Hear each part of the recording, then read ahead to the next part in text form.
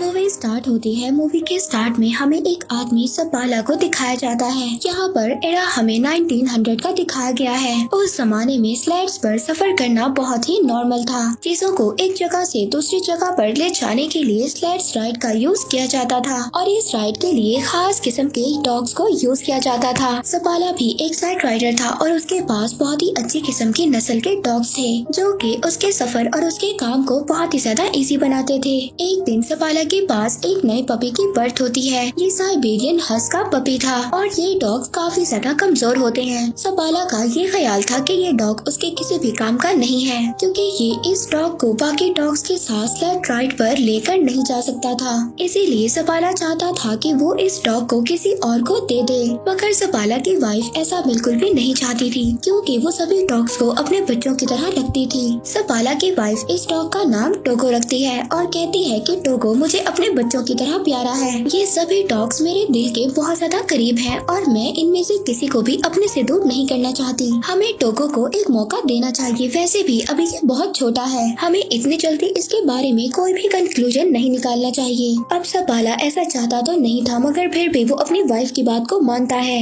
अब जैसे जैसे वक्त गुजर रहा था टोगो बड़ा हो रहा था, लेकिन टोगो काफी ज्यादा शैतान था और उसने सपाला की नाक में दम कर रखा था। सपाला की वाइफ हमेशा सपाला से यही कहती थी कि वो टोगो को अपने साथ स्लेड राइड पर लेकर जाए, मगर सपाला अपनी वाइफ से यही कहता है कि टोगो अभी बहुत ज्यादा वीक है और ये स्लेड राइड पर सरवाइव नहीं कर सकता। सपाला अब एक दिन टोगो को अपने फ्रेंड को दे आता है, मगर सपाला की वाइफ ये जानती थी कि टोगो जितना ज्यादा शैतान है उसको कोई भी नहीं रख सकता और अब होता भी ऐसे ही है। अगले दिन सपाला का फ्रेंड टोगो को वापस ले आता है और कहता है कि ये तुम्हारा डॉग बहुत ज्यादा शैतान है और इसे मैं अपने साथ नहीं रख सकता। और इस बात पर सपाला की वाइफ बहुत ज्यादा मुस्कुराती है क्योंकि टोगो वाकई शरारती था। सपाला जब भी अपने बाकी डॉग्स को राइड पर लेकर जाता था तो टोगो उसके पीछे आता था। हालांकि सपाला टोगो को फेंस के पीछे बांध दिया करता था, मगर फिर भी वो जमीन को खोद कर वहाँ से भाग जाता है और सीधा सपाला के पीछे जाता है। अब टोगो के आने से वो बाकी डॉग्स के साथ मस्ती करता है, जिस वजह से सपाला की प्रैक्टिस खराब हो जाती है जो वो अपने डॉग्स के साथ कर रहा था।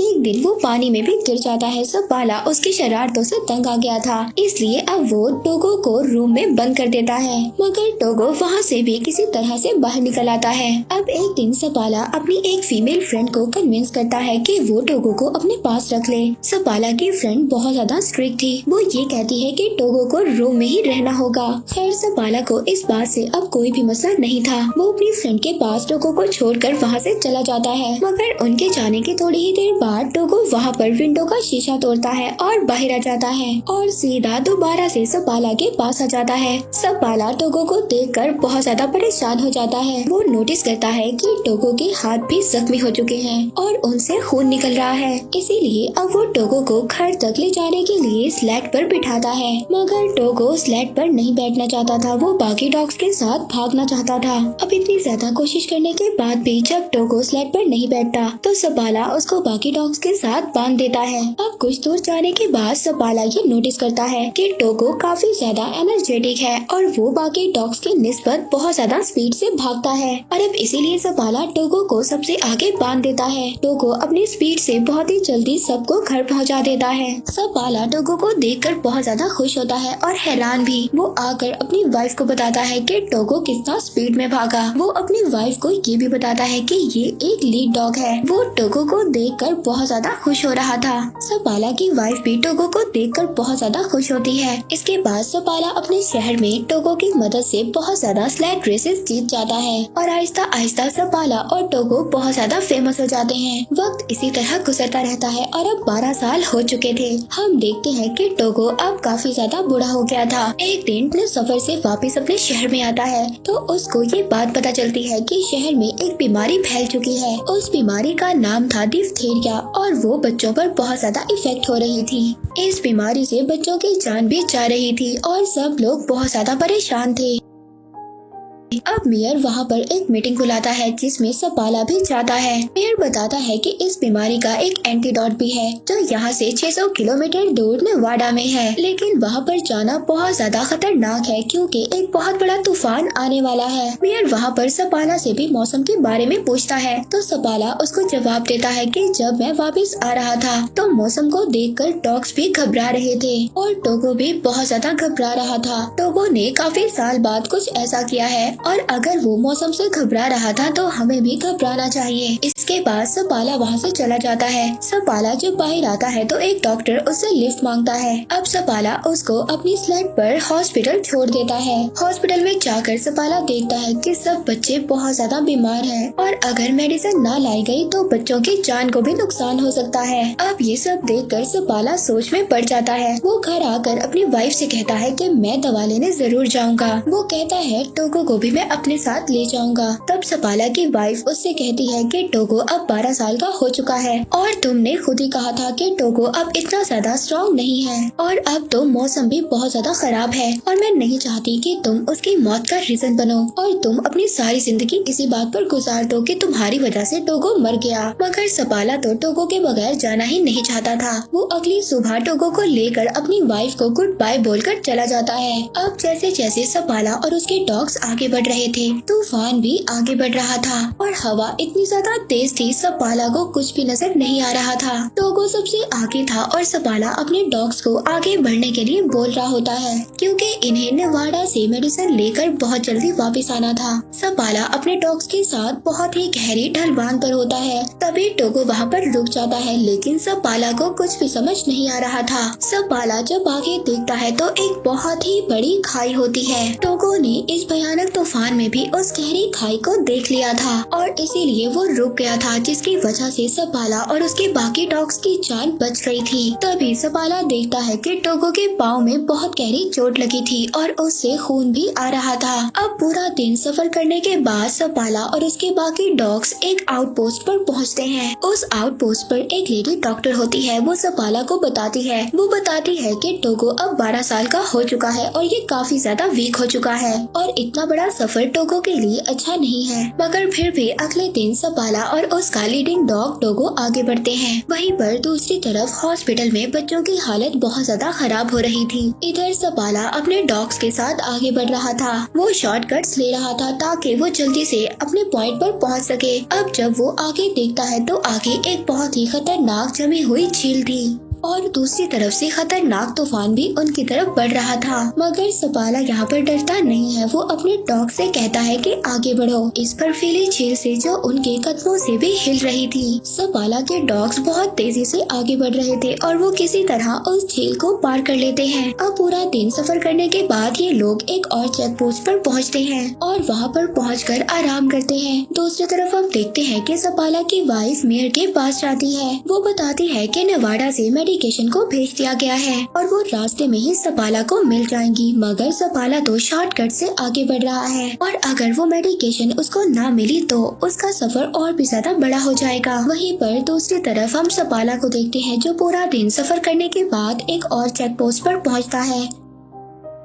टोगो की हालत बहुत ज्यादा खराब हो गई थी। टोगो फिर भी आगे बढ़ना चाहता है। वो रुकना नहीं चाहता। वो लीड करना चाहता है और अब ऐसा ही होता है। सपाला अपने शॉर्टकट से जा रहा था और अगर उसको वो आदमी ना मिला जो नेवाडा से मेडिकेशन ला रहा था तो सपाला के लिए उसका सफर और भी ज्यादा मुश्किल हो जाएगा। अब सपाला यहाँ पर बहुत ज्यादा थक गया था। उसकी आंखें बंद हो रही थी मगर उसके डॉग्स बिजली की तरह आगे बढ़ रहे थे। हम देखते हैं एक आदमी है जो नेवाडा से आया था। उसके पास ही दवा थी।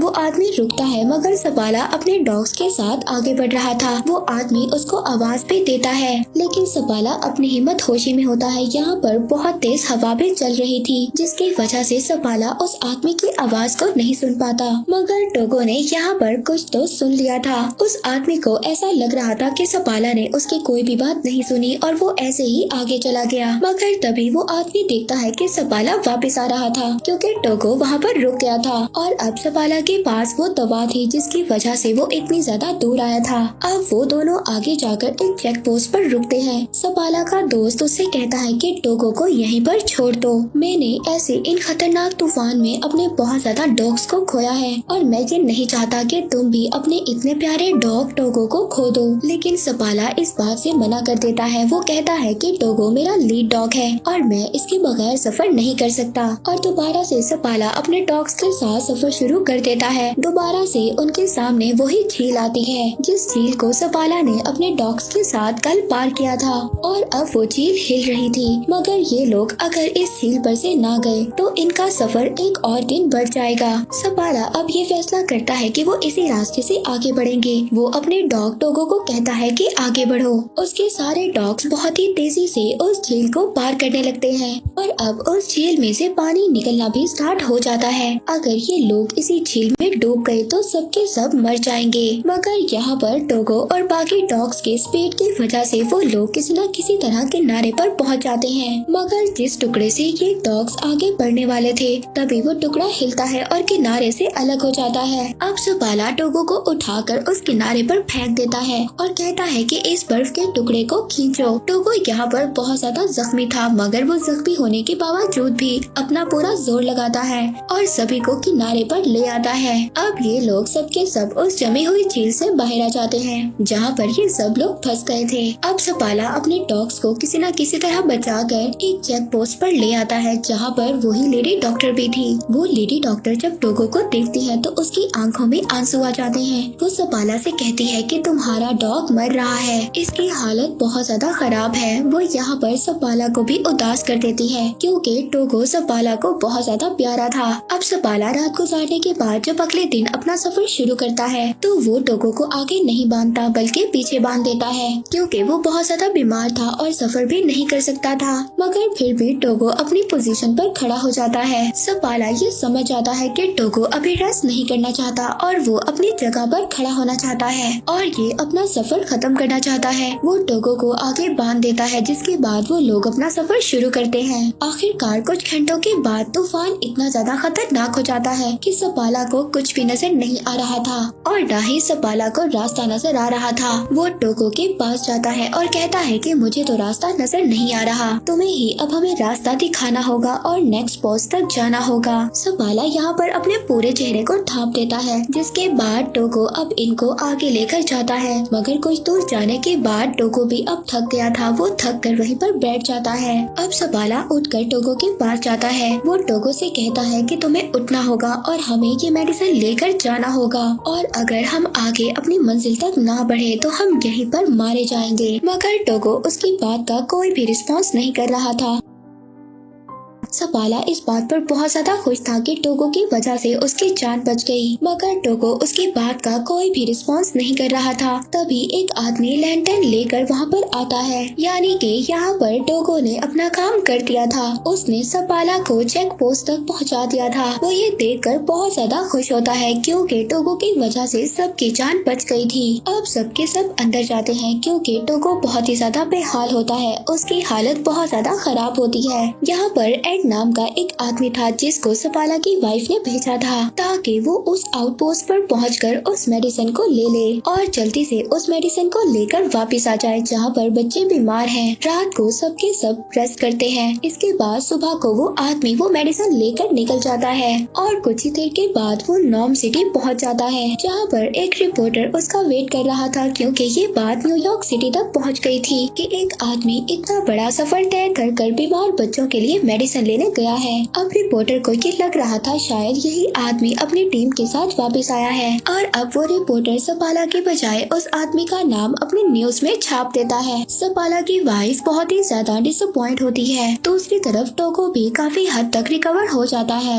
अब सपाला अपने डॉग्स के साथ नॉर्म सिटी पहुंच जाता है। वहाँ पर सपाला और टोगो को थैंक्स बोलने के लिए बहुत सारे लोग आते हैं। यहाँ पर वो बच्चे भी आते हैं जो सपाला की वजह से ठीक हो गए थे। वहीं पर एक बच्ची भी आती आती है वो टोगो को देखती है और पूछती है कि क्या ये मरने वाला है। तो सपाला इसकी ये बात सुनकर अपने घर से बाहर चला जाता है। तब उसकी वाइफ उसके पीछे जाती है। वो अपनी वाइफ से कहता है कि टोगो की आज जो भी हालत है वो मेरी वजह से है। टोगो 12 साल का था और उसे मुझे अपने साथ लेकर नहीं जाना चाहिए था। लेकिन उसकी वाइफ उससे कहती है कि क्या टोगो के अलावा कोई और भी था जो ये काम कर पाता। सपाला यहाँ पर खामोश हो जाता है क्योंकि वो ये जानता था कि टोगो के अलावा कोई भी ये काम ना कर पाता। अब इसके बाद हम देखते हैं कि अगली सुबह सपाला दोबारा से अपने डॉग्स के साथ प्रैक्टिस पर जा रहा था। अब टोगो जब ये देखता है तो वो भी बाकी डॉग्स के साथ बाहर जाना चाहता था। वो घर में नहीं रुकना चाहता था। अब सपाला इस बात को समझ आता है कि वो स्लाइड्स को नहीं खींचना चाहता था बल्कि वो तो सपाला के साथ टाइम गुजारना चाहता था।